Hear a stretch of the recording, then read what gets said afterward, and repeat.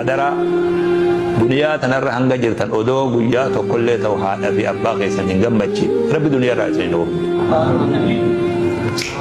أدو إسان هنگم بچي دنيا رب سنور كتبه إرى روحي جرو تنرى متي قبل هذا في أبا namni wareegama nutti qafan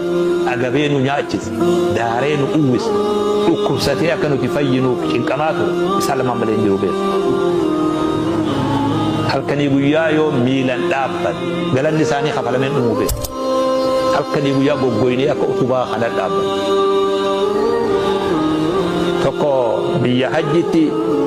haadha duyda kaatee abbamoo haadha duyda uka kaatee hajjisiis ba'atee as oofe achi oofe nama tokko gaafatee waa haqa saafirraa wayyeessee jegaan biyyarraa fuudhatin akkana fidee xawaabse jennaa wallaahi rifaatuu yeroo takka hoggaatti rakkatee isaan rifatan hin ga'u jeje wallahu wanni as goote